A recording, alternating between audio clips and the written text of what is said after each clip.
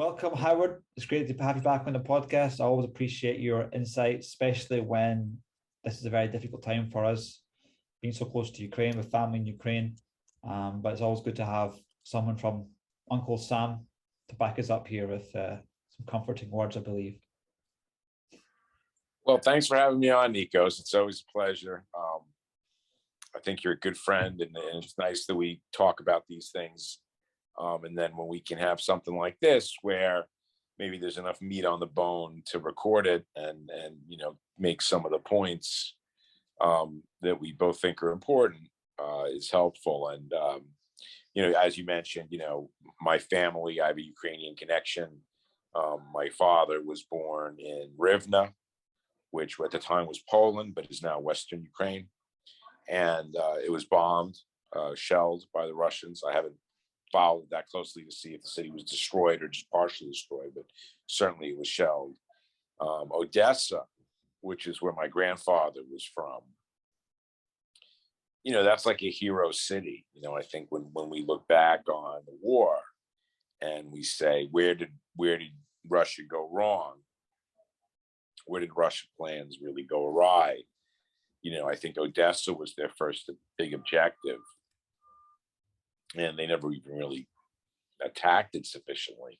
I think that there was just too much of a defense. And, it's much easier, and this is something that I've discussed relative to Taiwan and China, it's just much easier to attack from a land border than from a sea border, from a marine invasion, from an airborne invasion.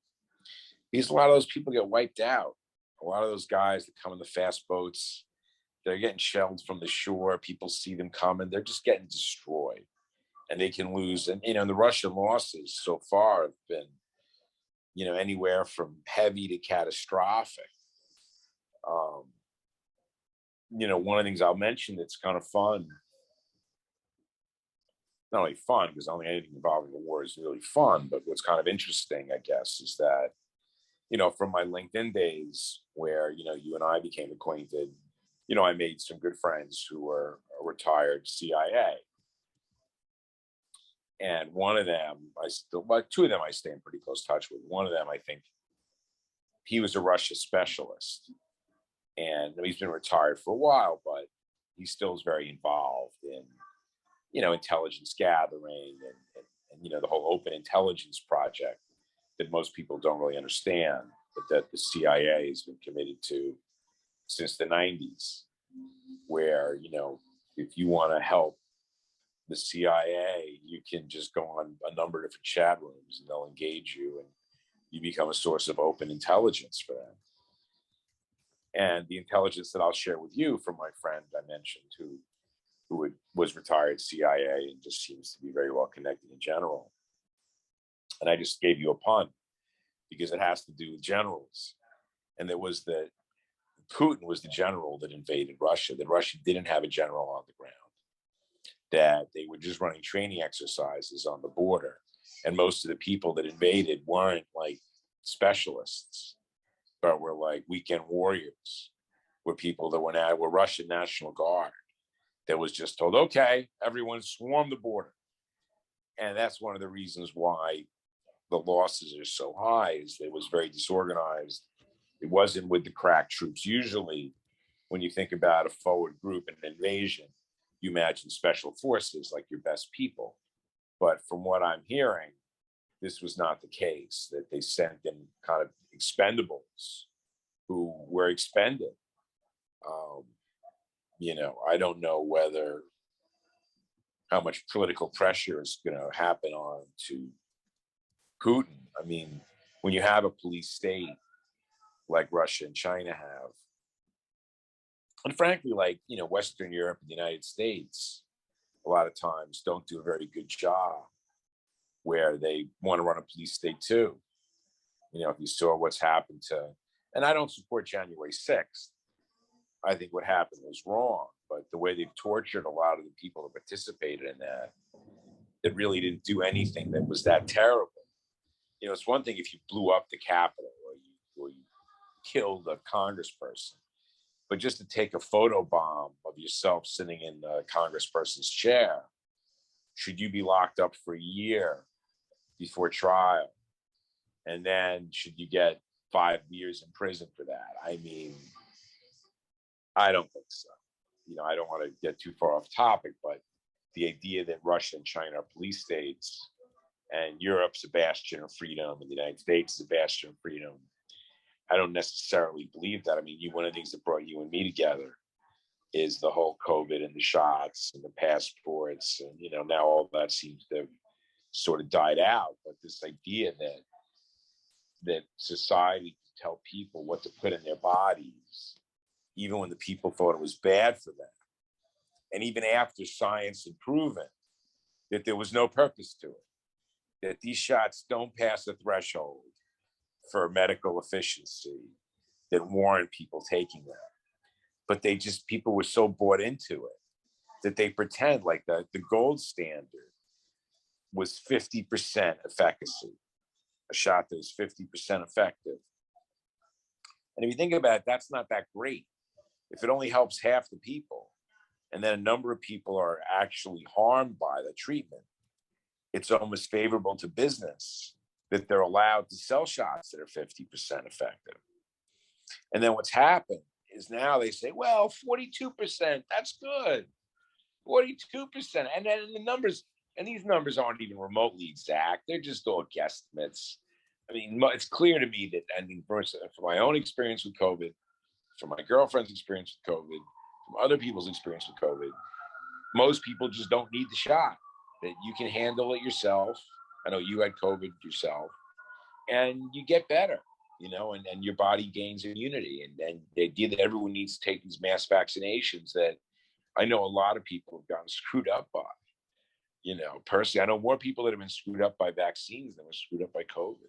Really? So, you know, so I just, you know, just to go back to the war, you know, a lot of people are anti-deep state. They're anti, you know, Obama, Biden, you know, and they say, well, you know, Putin's okay.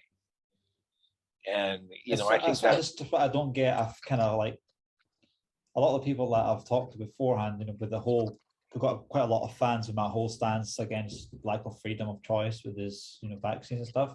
But a lot of those guys are like, they seem to have this thing with Putin, you know, it just freaks me out. So I guess most of my podcasts are quite right leaning, but now I sort of can relate a lot to the left, like because I've been on Twitter, changed my profile picture to like a flag, Ukrainian flag, and I can really understand the left. I really can. Like I'm liking Biden's posts now, you know, like on Twitter. So it's like a bit like psyop, you know. I mean, you know, I never got back on LinkedIn because I just never wanted to bother really, because just to have my speech be so, you know, restricted for no real business gain, I just didn't think it was worth it. But I do participate in some of these, you know, sort of alternative, you know, news groups. And in one of them, you know, I'm part of the group that, you know, it's no longer Putin, it's Putler. He's Putler. Vladimir Putin is gone. And he's just Putler now, you know, and it's a clown. Yeah. I mean, it's at one point it's terrible because it shows that Putin really has taken on a lot of elements of Hitler.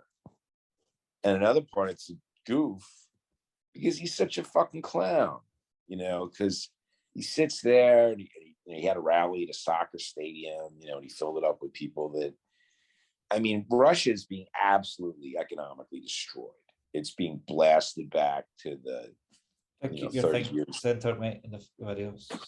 Yeah. Yeah. I mean, it's being absolutely devastated. And the range of goods and services and opportunities that a Russian person will have now than that they had, you know, a few months ago is astounding. And it's just going to get worse for them. Even if the war ended tomorrow, it's not going to end in such a way that Russia's going to be, you know, embraced and said, hey guys, we're all friends now. Let's all just go back to the business like it was. I mean, unless Russia's going to say, hey, oh, we're so sorry. I mean, if they got rid of Putin, and they agreed to pay, a lot of money to rebuild Ukraine, right? Because the rebuilding of Ukraine, the war isn't over yet. But there's trillions of damage, man. There's trillions. Yeah, it's unbelievable. I mean, what are we going to do? Are we going to have 5 million Ukrainian refugees just circulating around Europe because we just don't want to send them home? Where maybe there'll be 10 million when we're done. I mean, it's terrible, and it's an atrocity. That's why we call him Putin, because this man just and it doesn't mean that his critique of Western civilization doesn't have any accuracy, right? I mean, frankly, and I don't want to be unpopular, but even Hitler, some of Hitler's critiques, it's not like some things he thought didn't make any sense at all. But when looked at as a totality, you're destroying civilization. Hitler destroyed civilization. Putler, he's destroyed European civilization for the foreseeable future. A peaceful, united Europe with an anchor in Russia and an anchor in England and an anchor in Germany. That whole model of Europe with all these anchors of peace and tranquility, it's just blown up, and it's not going to come back. And, the future just looks not great. I don't know what the answer is going to be. I mean, the economic damage to the world from this invasion, is ginormous. And the energy, the change. So talking about energy, so that was kind of what we originally said we would focus on a little bit for the podcast. Yeah. So I called you the oil expert. My background for a decade was doing oil and gas, and I looked at every element of the business, upstream, midstream, and downstream, right? So upstream is marketing oil and gas. It's refining oil and gas and transporting it. Midstream is transporting oil and then transporting it to refineries where it can be refined. And downstream is actually, making the oil, actually taking oil out of the ground, drilling for oil, fracking for oil.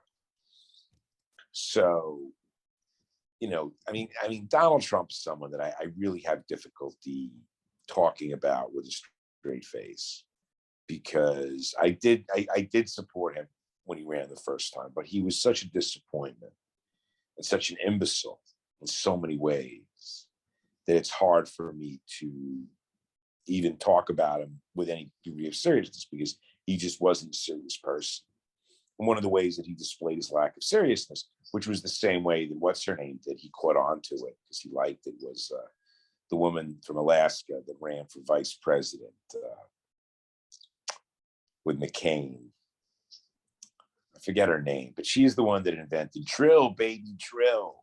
Like, the big problem in America with oil is that we didn't do the pipeline from Canada, and that we're not letting people drill in federal parks. And it's like, fuck you. Shut the fuck up. Because that's not what's going on at all. That's got nothing to do with what situation energy is. What energy in the United States is based on is price. Very simple. Not just the price today, but the forward curve for 3 years. Because when you take oil out of the ground, that's what you're taking out. You're taking out 3 years worth of oil. And people want to sell it. They want to monetize it. They don't want to take risk. So when they can get $60, $70, $80 a barrel, all different types of oil wells that hadn't been productive, that didn't make sense previously, start to make sense. So at $100 oil, at $110 oil, you could triple the US production. So how long does that take? About 18 months. To triple would take about 3 years. To double probably is 18 months. That's pretty fast. But it's just a question of price and equipment. So there's something called a rig count every week. Baker Hughes produces a rig count, and another group produces a rig count. So they have something called a rig count that's published. So when the rig count is full, it goes to like 1,400 rigs, 1,500 rigs.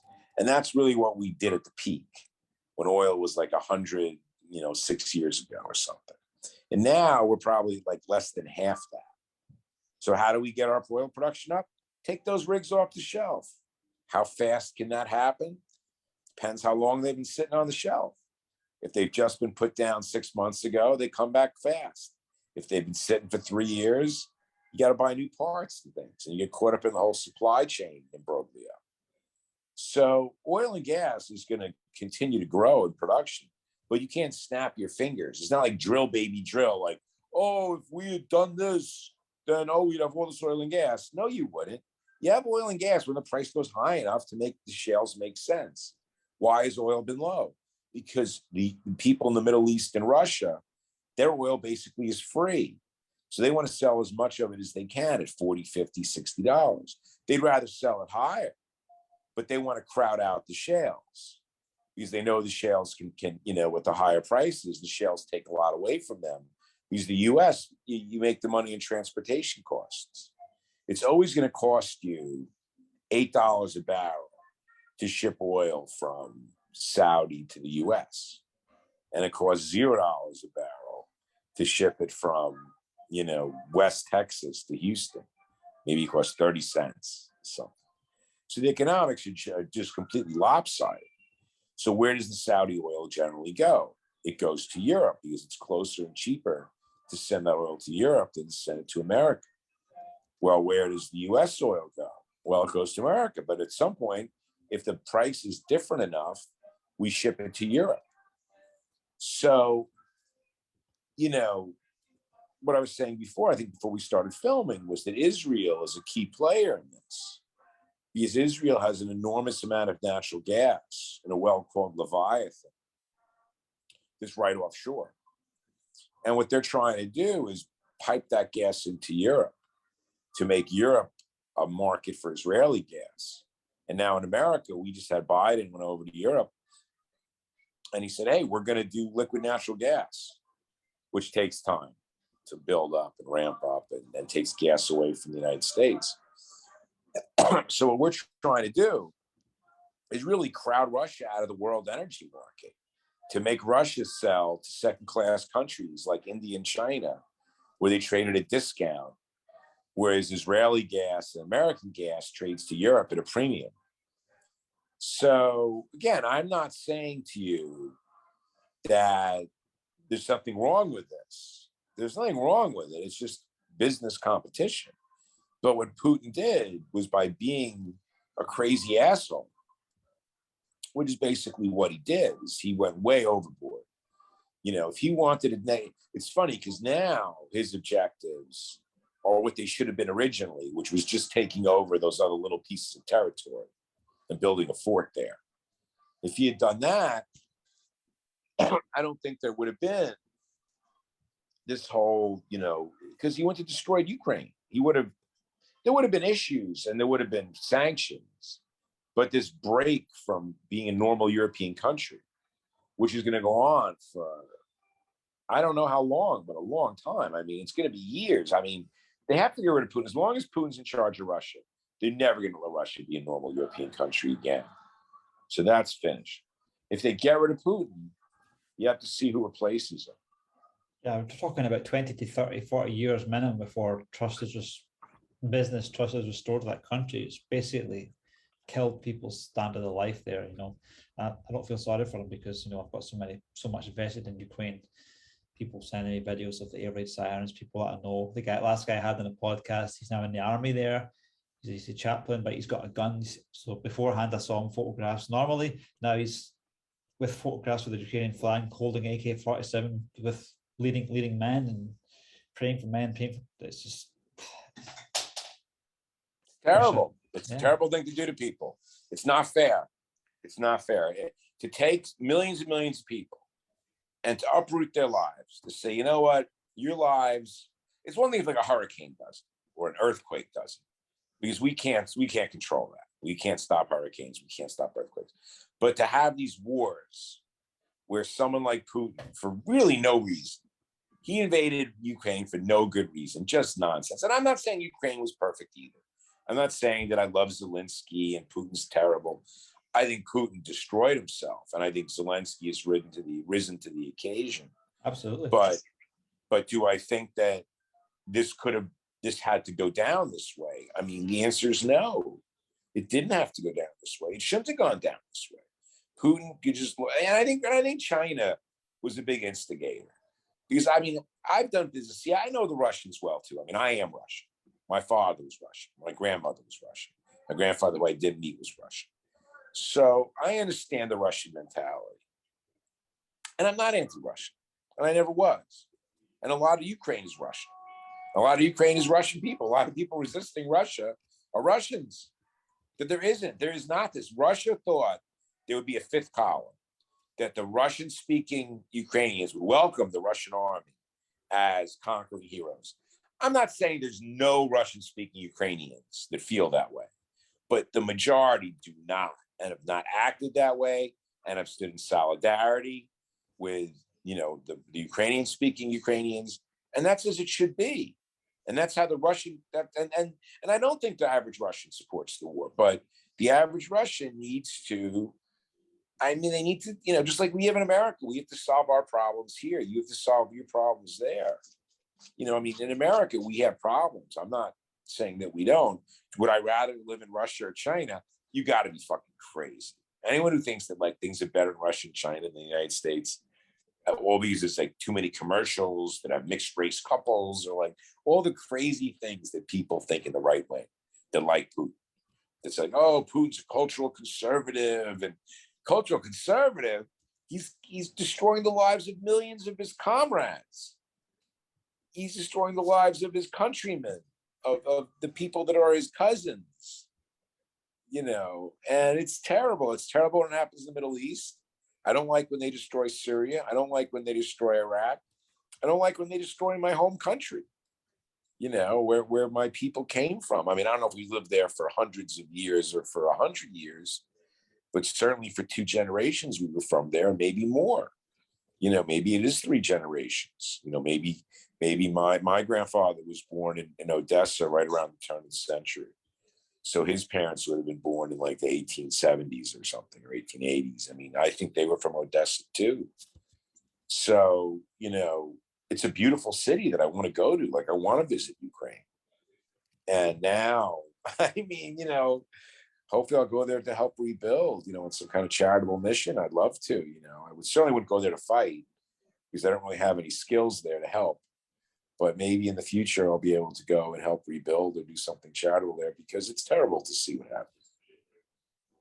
I mean, there's plenty of opportunities to help. I mean, we have 3 vehicles going to Ukraine a week with partners here in Austria, and that's going to keep growing. And it's just amazing to see what, even nappies and dog food can make people's lives better, or even like a headphones for orphans. We got a list of some orphans we're helping, and you have this list of names, 20 names or something, and they've all lost their parents. They've been between the ages of 3 and 17. It just makes my heart bleed. I mean, that's the tempting thing. Taking a Ukrainian orphan that's it's a big commitment, but all these orphans that have been created. Oh, I remember 9/11. That was a big thing here in New York, was how many orphans were created that day. How many people lost a parent? Some lost 2. And it's just terrible. And it's just, and then, like I said, if Putin had a cultural criticism of some of the excesses of globalism and some of the excesses of, liberal, progressive Western culture, civilization, this is not a way to express that. He's destroyed all of his influence and anything positive that came out of his mouth. He just destroyed his legacy. And all the people that want to pretend that, somehow Putin's a better leader. And again, I'm not a real huge Biden fan, but he's a civilized human being, and I'm not saying I think he's great, and what happened with his family in Ukraine and the corruption is terrible. And I'm not excusing any of that, but he's just not a mass murderer. You just can't compare him to one. It's just not a fair comparison. I get annoyed now when I hear criticism of Biden. Before this invasion, I mean, I heard it from people in Ukraine myself that Trump was bad for Ukraine and Biden was better, even before, after Biden became president. But I get annoyed when people criticize Biden now because he's standing up for Ukraine, and even if he was supposedly the enemy of the right or conservatives, it's Chinese saying the enemy of my enemy is my friend. You're right. And you have to stand up for civilization. The people who sit there and buy, for example, the Chinese spend an incredible amount of money trying to manipulate other countries and manipulate opinion. Russia does too, but not like China. And, the Chinese are one of the groups that really encouraged Russia to do this because it allowed China to gauge what would happen if they tried to invade Taiwan in terms of how much pressure they might face.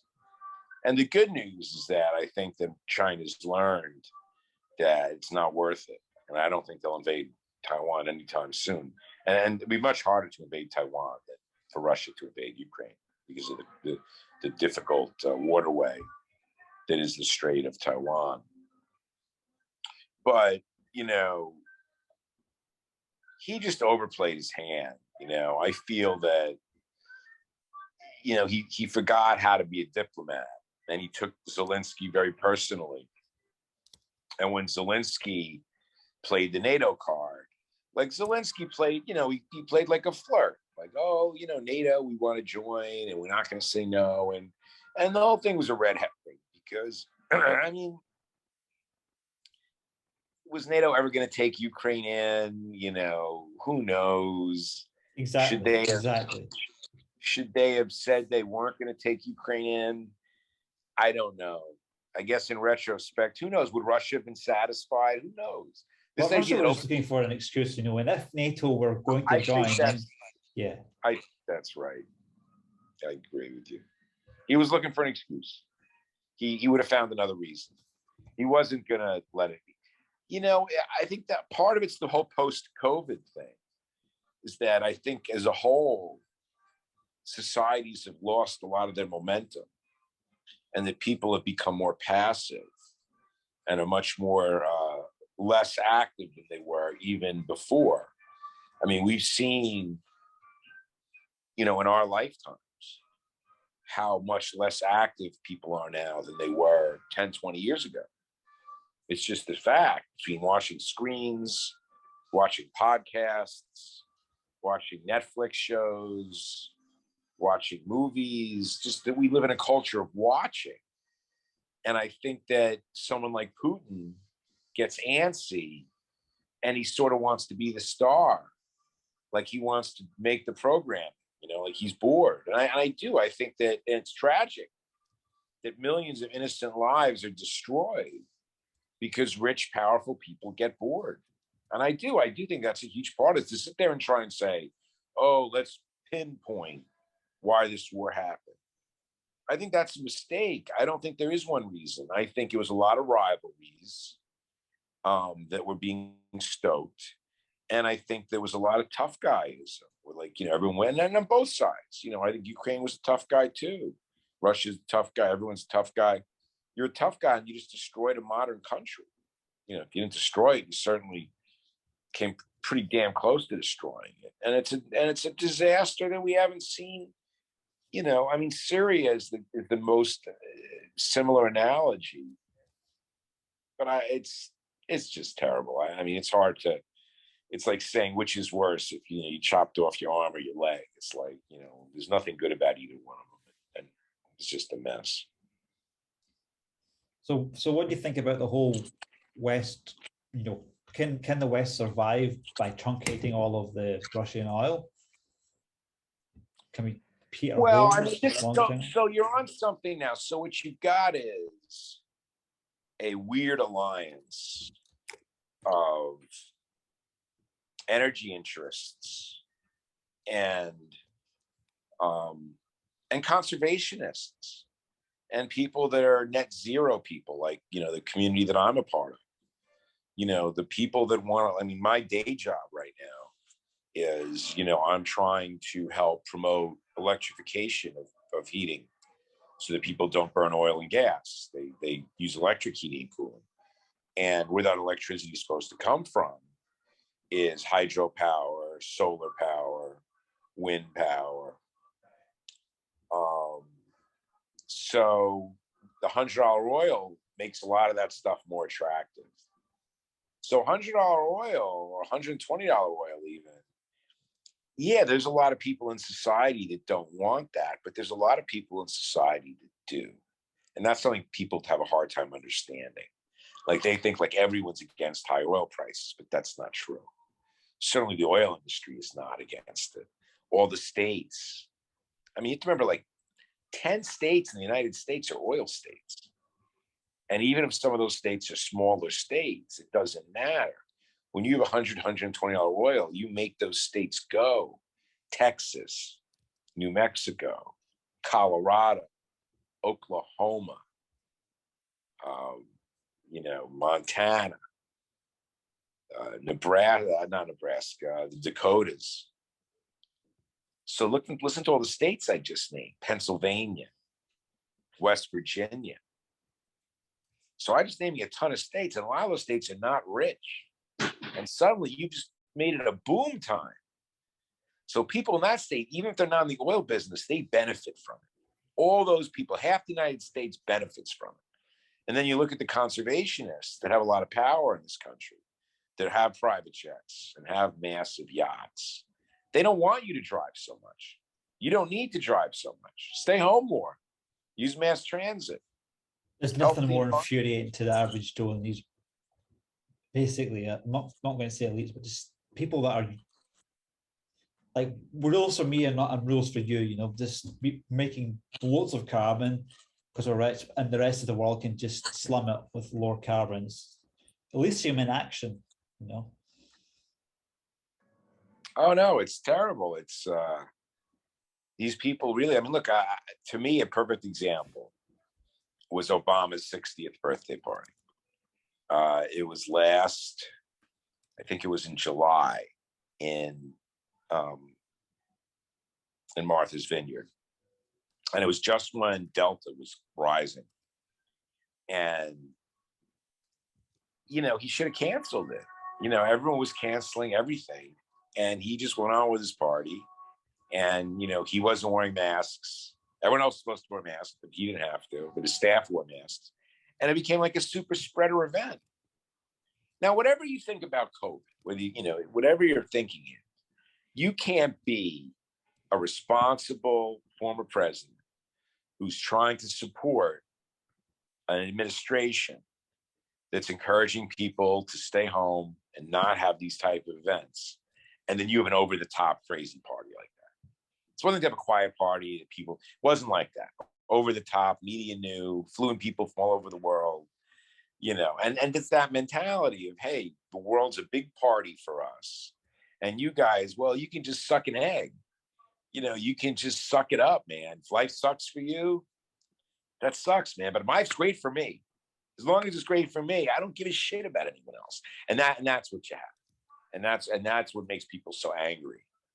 And then when they get someone like a Putin who's able to deflect that anger to say that all these people, or Trump, were all these people who have a beef, who are rightfully mad. It's not that they don't have a reason. They do have a reason. But instead, what you do is you divert them so that instead of them focusing on the reason that they have to be mad, you have them fall back into their prejudices, or you have them fall back into like sort of a recidivist, backwards view where they want to be racist or they want to be, hateful. And you see it all the time. Like you see someone like Joe Rogan, who, is a phenomenon. He almost created an industry. He made himself, he's like a Howard Stern type figure, where he took a job that was sort of no big deal and turned it into like a path to unbelievable riches, right? And, Joe Rogan's interesting because, I'm not trying to demean him, but he's a little bit of a hack. He's sort of a mediocre comedian. He did like little game shows on TV. I'm not saying he's stupid. He's not stupid, but he's no genius. He doesn't have like a very sophisticated intellect. He's a pretty simple guy. And that doesn't mean I don't like him. And I don't think he's a great interviewer, because I do think he's a great interviewer and he does a great job. But at the same point, I don't think he's a great genius. And I think in a lot of ways, what makes him popular is that he's sort of like the average 50-year-old white man. and that, they're educated, they're not hateful, they're not crazy liberal either. They're sort of like in the middle. Like they're not racist. They don't want to go back to segregation. Do they think that affirmative action may have gone too far?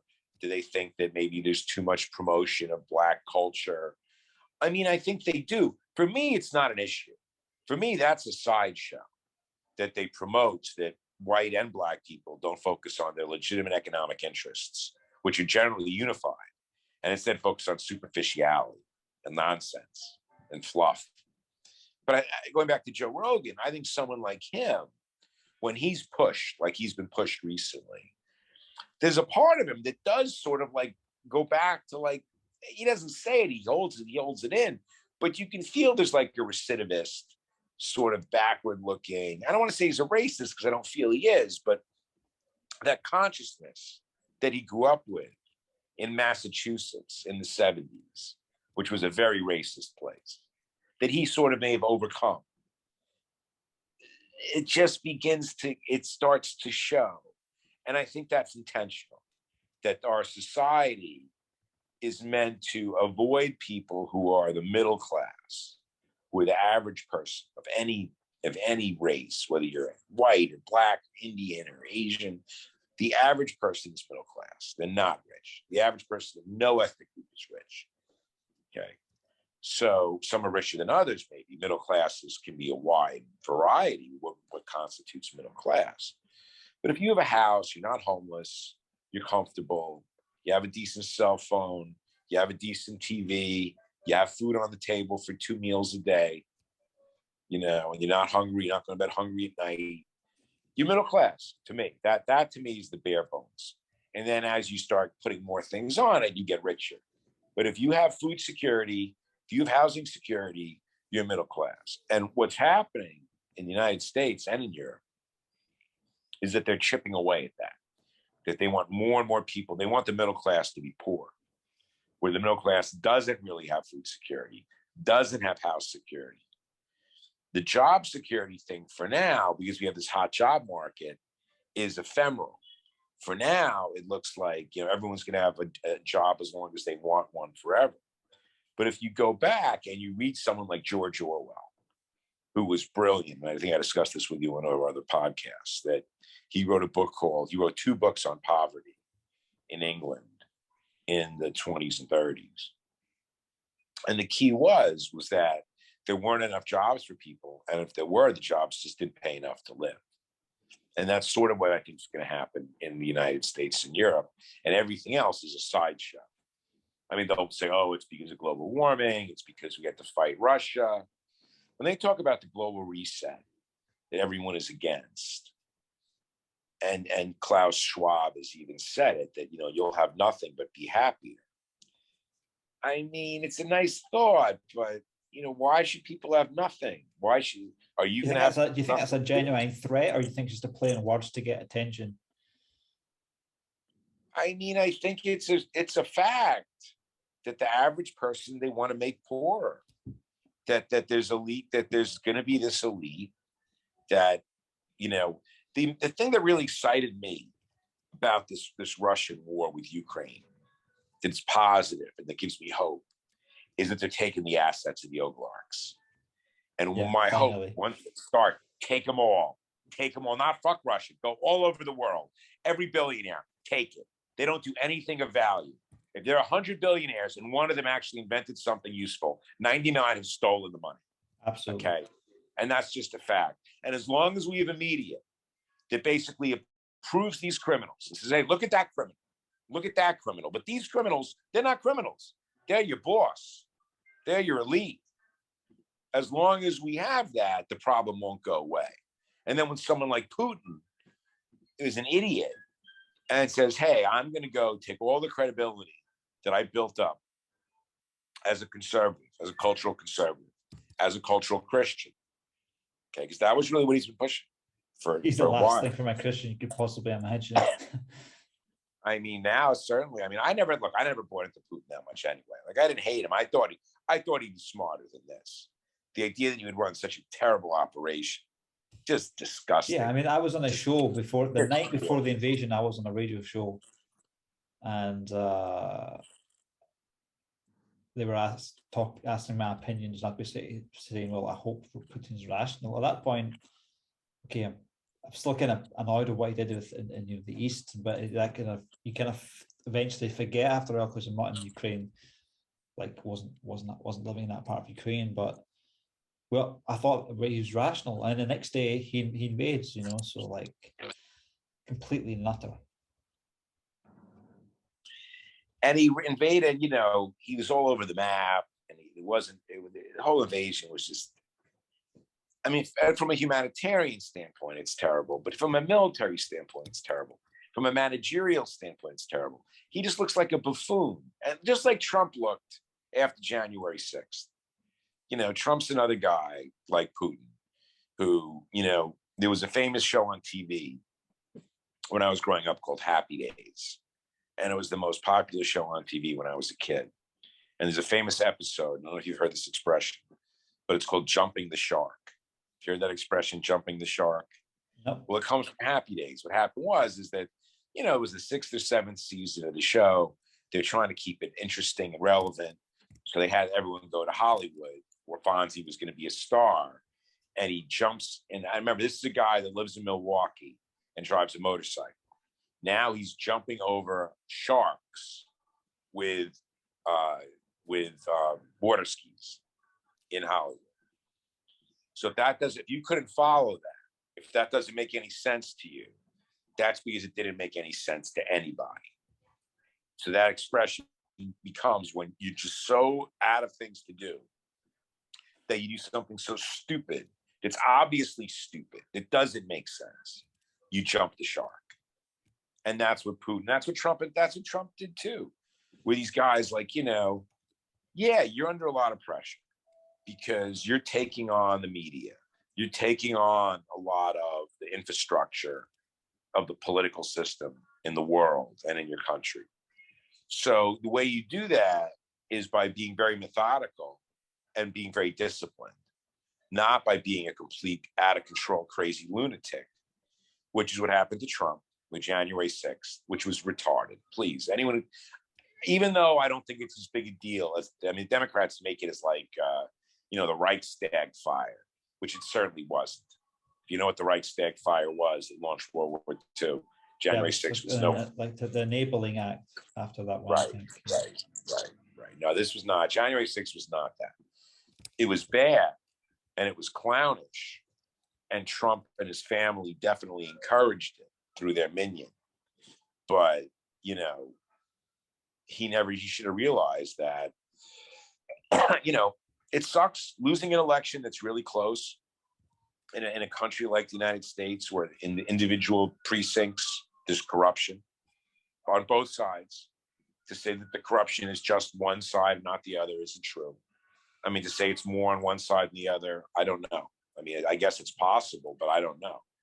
But his own party didn't feel that anything had happened that out of the ordinary that would justify changing an election that had been certified by the Supreme Court, by his own Supreme Court that he had put in. You have to have that self-control to say, enough. I played every card I have. I've tried every option, and there's no more options. He didn't do that. He wanted to pressure Pence. He wanted to have the stupid, people charging the Congress. And he paid the price because he won't be. I'll tell you right now, Donald Trump will not be the nominee of the Republican Party. There's too many people. And I'll tell you why. It's because of the fucking vax.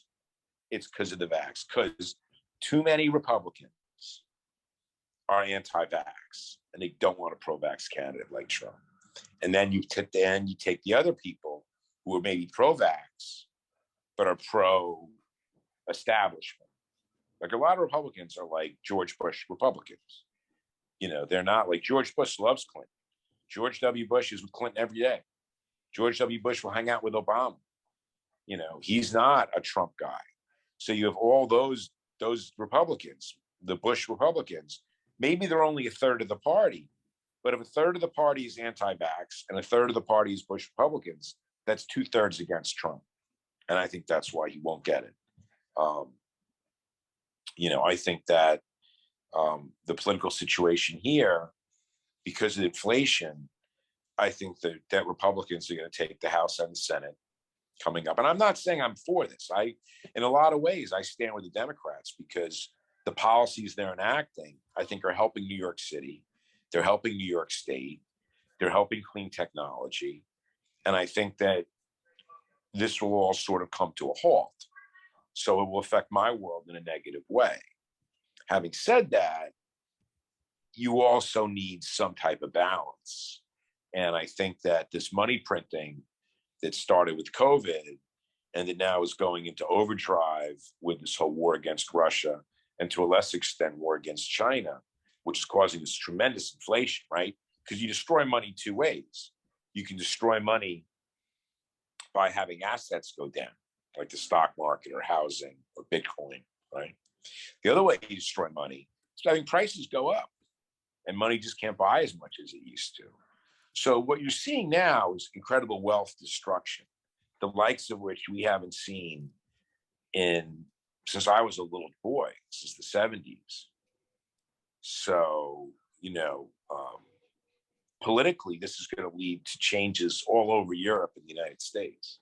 I think that, I think Europe is particular. I mean, with all these immigrants now coming from Ukraine and with their economies going to slow down, it's a very difficult situation. I mean, the world really is, I don't want to sound too negative, but when you look around for positive things, and I think positive things will happen.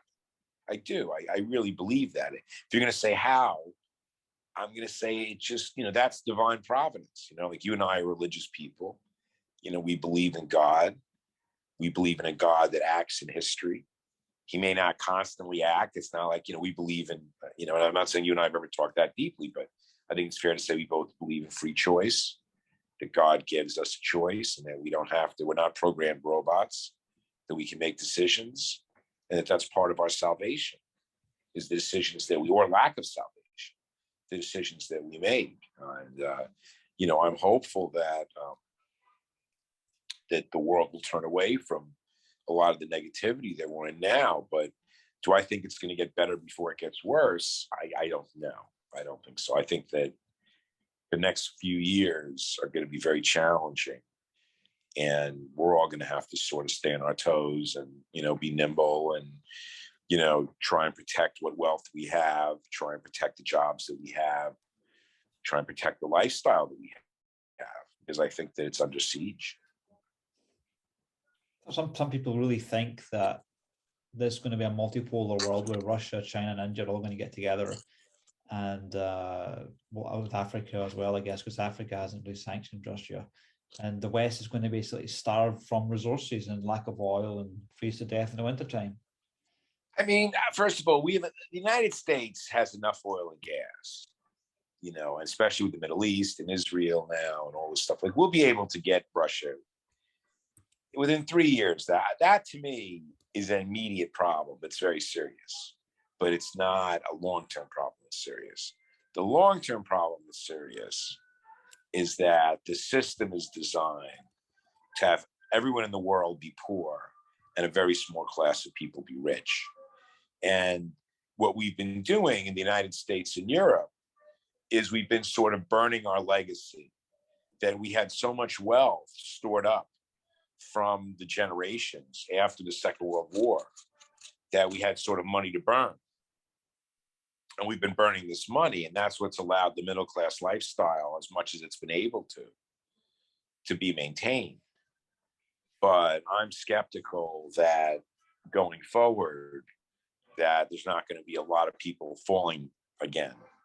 America does seem to me like one of the most unfair societies. Like, okay, you get things on Amazon probably 40% cheaper than you do in Austria, but just the lack of basic free healthcare there, like, because you've got all these middlemen taking massive amounts of money off the plate. Whereas if America had a system like the NHS in the UK, then it would be great, I think. Basically free healthcare for everybody. The healthcare system, as you've touched on, a real big problem that I think they have a real hard time with. the system doesn't balance. It creates a lot of bills that aren't paid. It creates a lot of imbalances. It creates, I mean, do you know what a lawyer charges now? When I started out on Wall Street, 20 something years ago, a lawyer made $400 an hour. And now a lawyer makes $1,800 a partner. Now they make $1,800 an hour. That must be a partner, right? A big that's partner. what a partner is. Yeah. $1,800. It's the same in UK. And it's a form of, it's a mafia. It's a mafia. It's a form of taking money out of society, of skimming money for corruption. It's just like the mafia in Russia and Ukraine, except it's not as classy. And the muscles don't matter anymore. It's just how clever you are and how manipulative you are.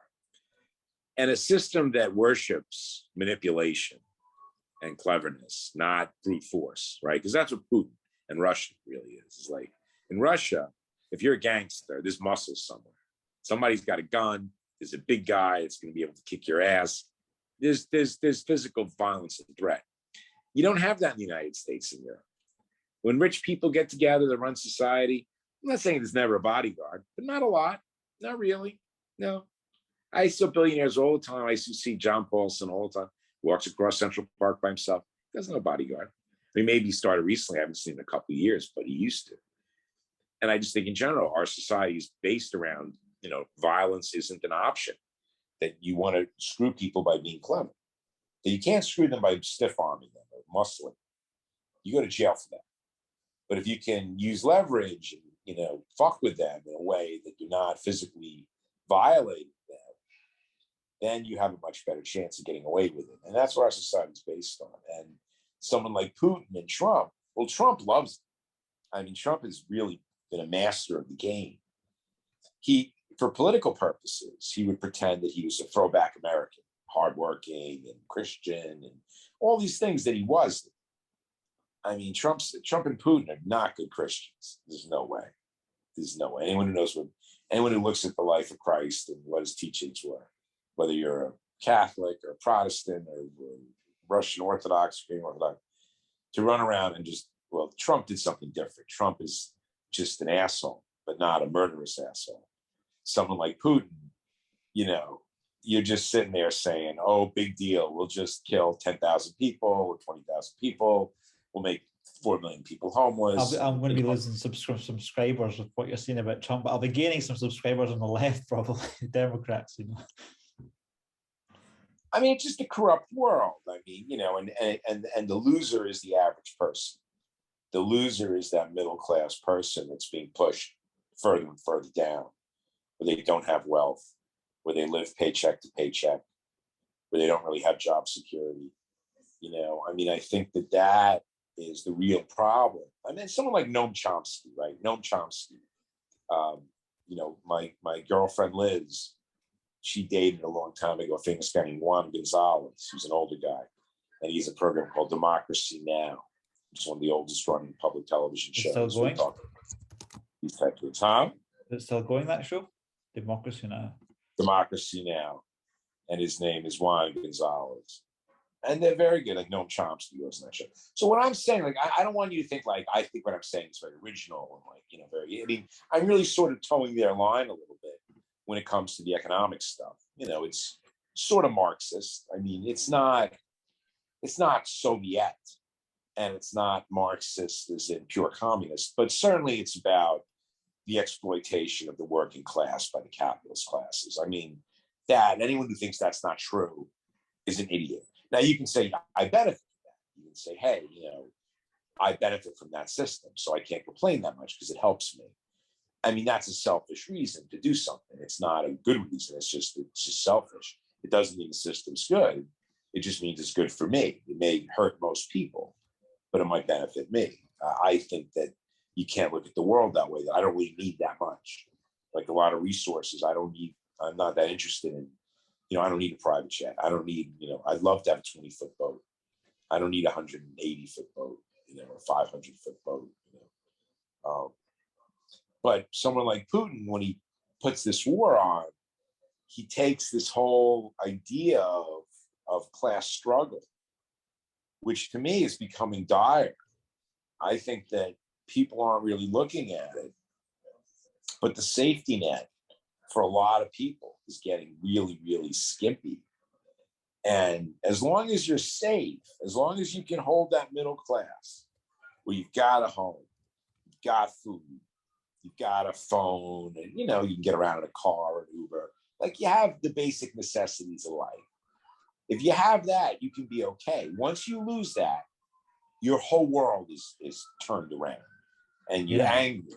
It takes a long time. Yeah, that's why I got so angry with the whole COVID policing, because I was basically out of work for a year and something, because as a technical person, I was working remotely, and the whole of the UK just went, for contractors. And I'm never going to be an employee. I'm not employable. I'm a contractor, a businessman.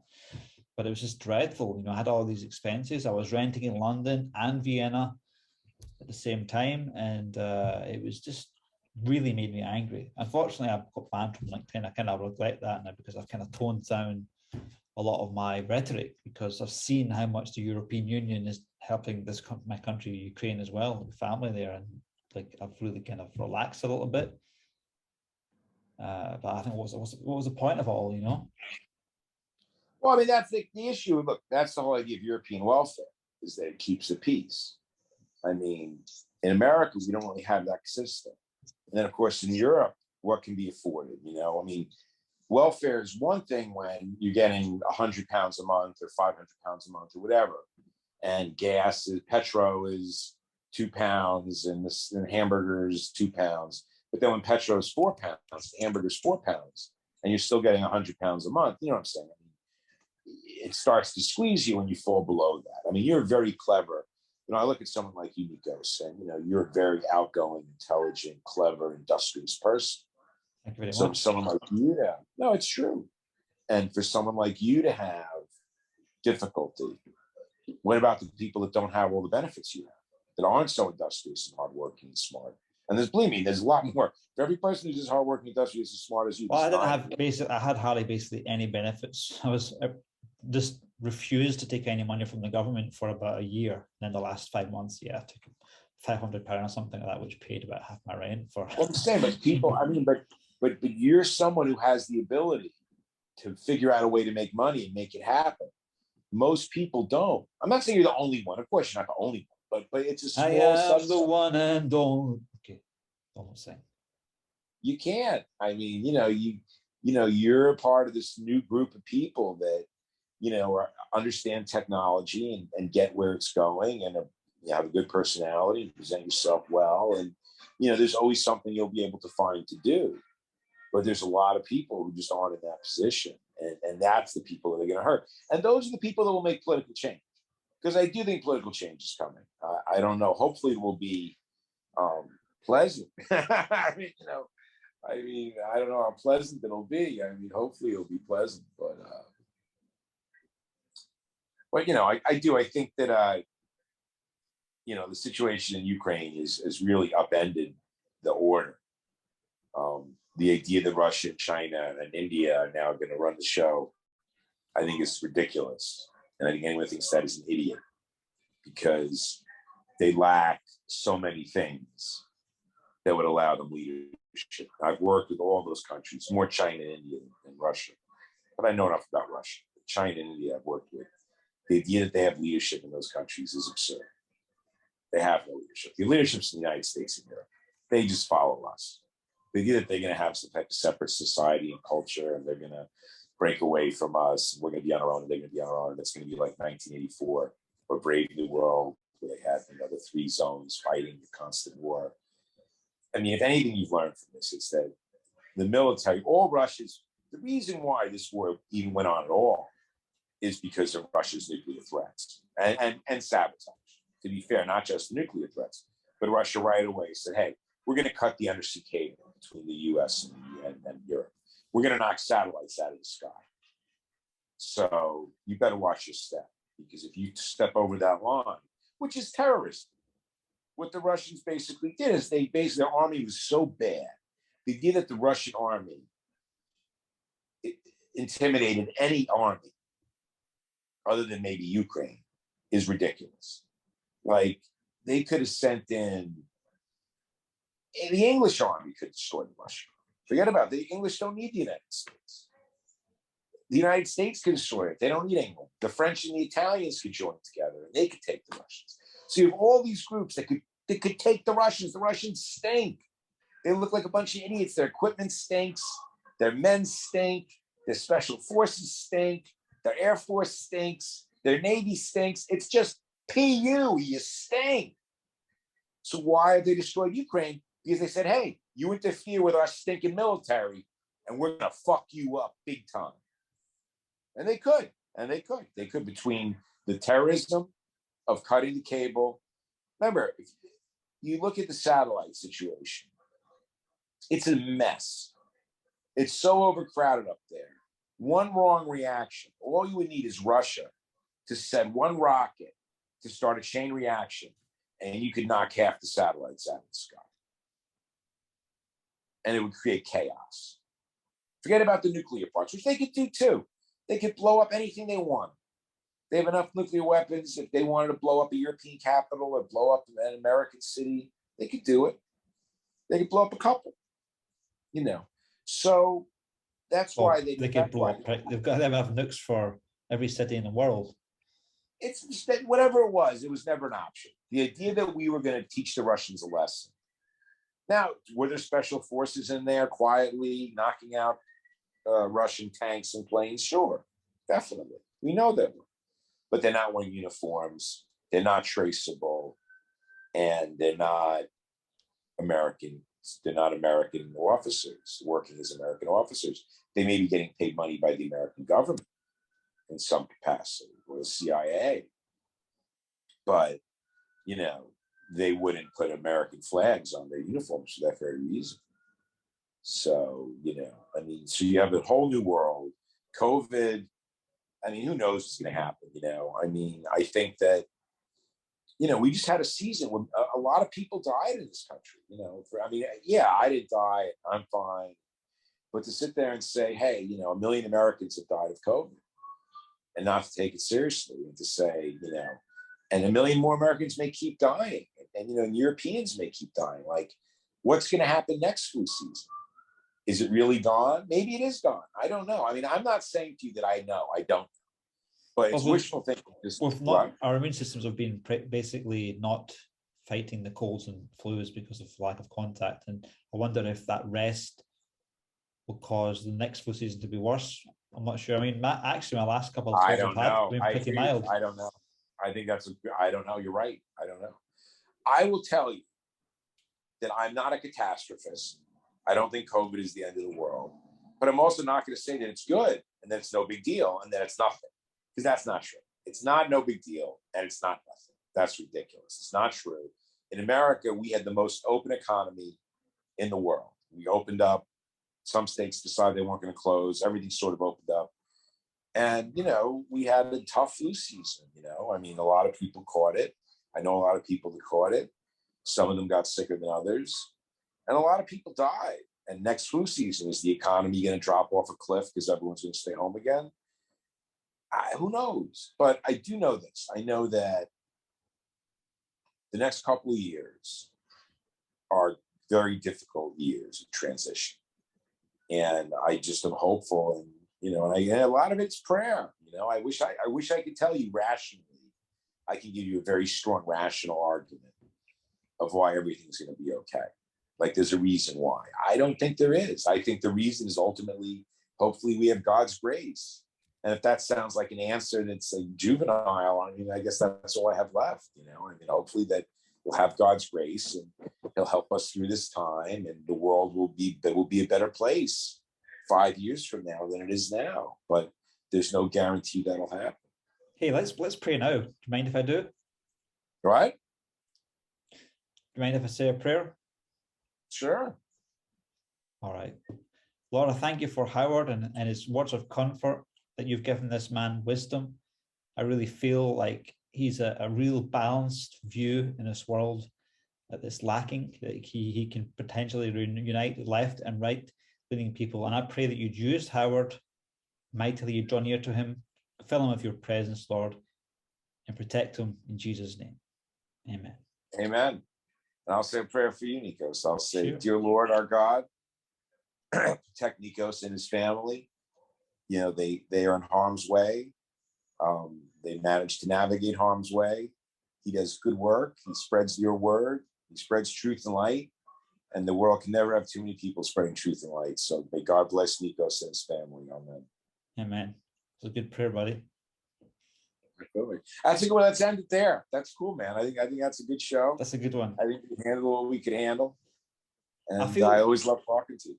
I feel really privileged that I've got friends like you that can help me navigate all this information that I'm dealing with, you know, because being in Austria is like a bit of a whirlwind for me because of the whole, this was the place where we had the vaccine mandate. You're forced to take the vaccine, or, you know, who knows what's going to happen.